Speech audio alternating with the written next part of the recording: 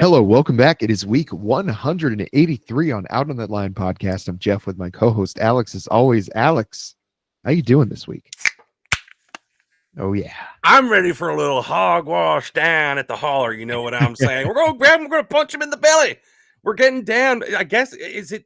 I don't think it's Appalachia, technically, but it sure does feel like it. It's got those grooves. It's Turnpike Troubadours and their new album, The Price of Admission. I can't wait. I know you can't wait, Jeff, but first, vibe check. How are you doing? Oh, I'm doing fantastic because I am excited to talk about this album. This one was on heavy rotation as soon as I took my first listen of it, so got to know it pretty well, pretty well. Have enjoyed Turnpike Troubadours for quite a while now. Haven't really done like a real deep dive. I know we did, what was it, Cat in the Rain, I think was the album. And then their self-titled album, the one that has like the Mercury and the Bird Hunters, couple great Turnpike Troubadour songs. Maybe two of the best entry points into the band overall, but I digress. The Price of Admission is, I don't know if I want to say it's like a different sound from them, but it's definitely a very particular sound from them. I think you had an apt comparison of, a lot of it did sound kind of like some mountain music, some of that Appalachian music. I think they are from Eastern Oklahoma. So yes, they're more, I think they're more considered like the red dirt kind of country, as much as you can really define that, I suppose. But they've, they went on a hiatus for a little while. So everybody was like, well, what the F? Like, they were one of the most successful kind of Americana bands. If you're, again, going to throw that label on something, they were one of the most popular touring bands in that scene. Took a hiatus. I guess lead singer was having some issues with alcohol, and then kind of came back real strong in the last few years. I remember Cat in the Rain, really liking that album. And then The Price of Admission, spoiler alert here, I really like this one too. In particular, as a album to listen to while you're mowing the lawn. I'm not sure that there's been a better one this year. Certainly not this year, and not since Sturgill Simpson's Cutting Grass. Oh, yeah. Literally built for it. And truthfully, I mowed the lawn to it and was like, no one can stop me right now, not even God. Yeah. So, Turnpike Troubadours, you got me into them. Didn't really know anything before. Like, I think you had played Bird Hunters many times in the rotation, and I was like, this is good. And then never really like looked up Turnpike Troubadours until we did that album. And then going into that and talking to you with knowledge of it and Tanner with knowledge of the band, and you guys kind of had this consensus, which was it's good, it's still them, but it's maybe a little unfocused and maybe a little overlong in certain areas, but still quality. And being new to them, I was like totally smitten kitten. I all the time run around singing A Cat in the Rain. You can try to put the past behind, it's on your clothes like burning pine. Like literally tonight while making dinner. Is it gin or turpentine you keep in your canteen? Like, I think it's a wonderful hook. It's great lyrics. And those are the things that I notice they do the best. They hook you and they come up with like very, very inventive ways of expressing things. And I think the lyrical expression still very present on this one. But I think some of the hookiness is not evident in every song. And those are the songs that, and I don't necessarily mean this as a criticism, it's an interesting choice. The songs that aren't hooky to me feel unfinished. There's one song in particular, and I have to remember what it was because I left my notes in another room because I'm a professional. But there's one song in particular where it's verses. I'm like, there should be something there, and it's not. I guess maybe not should, because they would have put it there if they designed it that way. But it had like a rough draft feel that was very interesting and kept songs from getting too complicated. But the trade-off is I don't think they ever like reached a higher elevation with that hook status that they're famous for. So I'm wondering if it was the song Forgiving You. I think it might be. Let me look. Yeah. It was whatever I was listening to as we started this call. Forgiving You. It was Forgiving You. Yeah. So I understand what you're saying on that, because that song in I don't want to say it was like one of my least favorite on the album, because like I really did like the whole thing top to bottom. But I can understand what you're saying about that. Where if you're thinking of, their song Diamonds and Gasoline, or the Mercury or Bird Hunters, like you want to talk about choruses and hooks, like those have got them. If that's what you're used to hearing from them, this is going to be a little bit different. And I think Cat in the Rain had some of those moments as well, that probably Tanner and I found more than you did, just because that was your first real time kind of listening to them. I do think there was quite a few moments here on this album where there were some great hooks. Be Here, I felt like was fantastic when you want to talk about like mountain music. The little kind of refrains that the rest of the band was doing, in the background on that, just really, it's hard to do music like that without, and if you don't do it like well and authentically, like it's people that really know and love that music are going to pick it out immediately. They're going to hear that what you're doing is too simple, it's not interesting, because there is a certain level of competition with music like that. That's why a guy like Billy Strings is so famous for how quickly he can play guitar, and kind of the speed at which he can write these songs. um I think there's always a part of that, and to be able to do a song like Be Here and do that kind of mountain music with your violins and your kind of banjos and mandolins and things like that, while those can be used for the more typical country that they do, the way you use them is a little different, and they nail it. Like if this whole album was songs like that, I think it would be perfect that way too.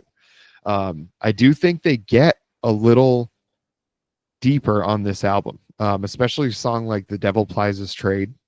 That's a pretty like heavy song. Like parts of it, he's trying to convince him that, there's no heaven, which also means there's no hell. It doesn't really matter what you're doing. It's just like kind of a clever trick to try to get somebody to start, forgetting that they're under the eyes of God, or, whatever it is that the threat is. It's just an interesting take on that sort of stuff. I really do enjoy the songwriting overall on this album. I think there were some attempts, like What Was Advertised, I think is a, somewhat of a political song. I think they make it pretty clear of like which side of politics they're falling on. So might be to their detriment when it comes time to sell the tickets, but we'll see. They have literally a song that mentions Woody Guthrie in the title. So I think there was an intent behind this album that's maybe a little bit different than the intent behind some of their past work. And again, being kind of the Turnpike Troubadours neophyte, it's one of those things I would have to take your word on in terms of like comparing it to past content. Um, but for me, sharing the politics of the album, I maybe in that, and maybe that's why there's some bias in there where I didn't pick up on it. But I didn't pick up on it. I didn't look at this and be like, oh, this is not so much a song as it is a finger in a chest. It's expressing a worldview, it's expressing a point of view of valid and an important one. But I think when you slip in the nods to Woody Guthrie and stuff like that, you're making your point clear. And again, it's another one of those examples of it's kind of similar to our old pals. Who did we say did this? Shit, I look bad right now. Fine. Where it's something that in the past, at least like Idols has done, which is you can condemn institutions and condemn people in power. There's a lot of punching laterally and up, but not necessarily down. And I Mhm. think on songs like What Was Advertised, you could certainly easily turn it into a punch down, but the focus I think is always pretty consistent. Mhm. Um, so to me, it's not something like you talk about record sales and ticket sales. I'm like, I hope not, and I don't foresee it being a barrier because none of it felt like, well, I'm being judged as a person. Yeah. I think what reaches out to you and puts you in a stranglehold far more as you talk about The Devil Plies His Trade. But On the Red River, right on the Oh album yeah. leader. This is another one you talk about placement. This could have been towards the end of the album and been like a really somber, sobering moment. Mhm. But I think to open it with this sets the entire tone and buys a lot of goodwill going through this thing. I think it's very painful. It's very connected and raw and authentic and honest. And it's beautifully done. And for me, it definitely got me thinking, like, all right, the rest of this album is like this. We're in a good spot. And Mhm. they maintained it. They landed Yeah. the plane.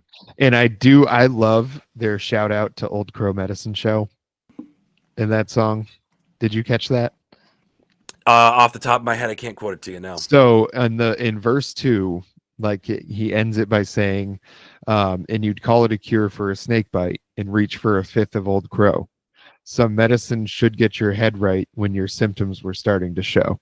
So Clever, clever. yeah, so I didn't even realize, like, I guess they're friends. Maybe there was a moment they had together that he's just paying homage to here. I'm not sure how that goes, but I just can't imagine that was by accident.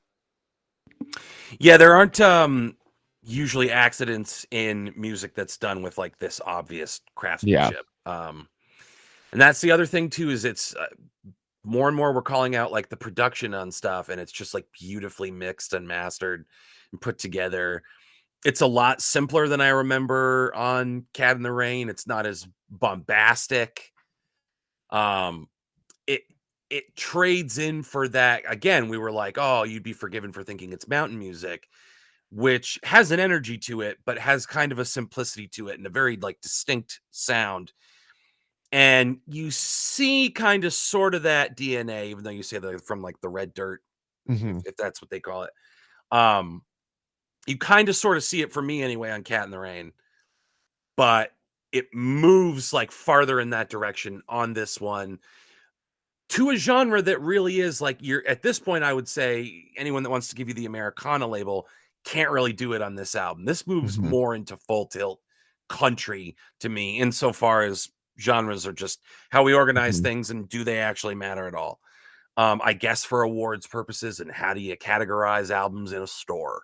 But in terms of like, genre rules and stuff like that, it feels like they like to play around with these different conventions in their music and try new things on. So to me, in doing so, they made like a very staunchly hardline country album with this one. And it's very refreshing. I love the cosmic stuff.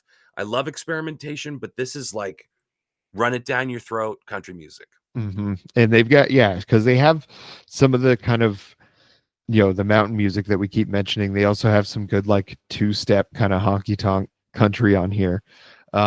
They are an extremely talented band. I think that's what's really been the main reason, is their songwriting and their just talent as a band. Apparently live they are absolutely phenomenal. Haven't had the chance to see them yet, but certainly will someday before I die. From what I hear, they just put on fantastic shows, just like a party the whole time. Um, on I do like the attempts on this album, and I think let's talk about Devil Plies His Trade, because we mentioned it a couple times. We haven't really like gone into it. So let me get the lyrics up here. And it's just like, you want to talk about storytelling. I think this is the prime example of like the storytelling that they're capable of.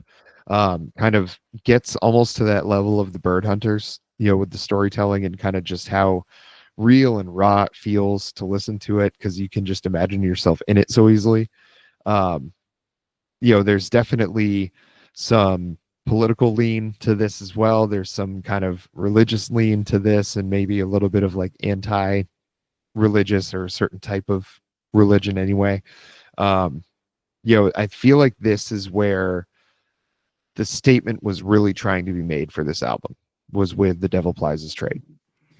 Yeah, and again, if you have to hold up like a handful of songs to typify this album, or really to like entice someone to listen to Turnpike Troubadours, Devil Plies His Trade would absolutely be one of them.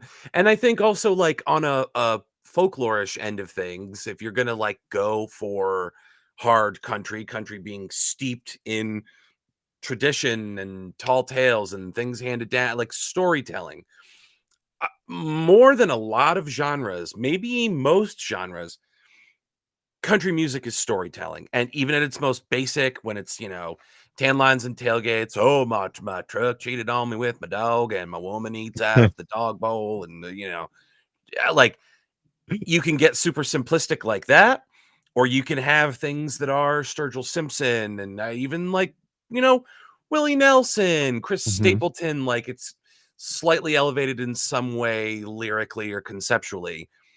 Country music is a storytelling genre, which is part of why it appeals to me so much, which is why it's so whack. When I was a little kid, I was like, country's fucking stupid. Yeah. And now as an adult, I'm like, I was stupid. I was the dumb kid. But you get a song like Devil Plies His Trade, and it's classic country music storytelling, time and place, main characters, themes, without like drawing obvious attention to these things and being like, look what Mhm. we're doing. Aren't we clever and different? It's just laying it out there and setting it to song.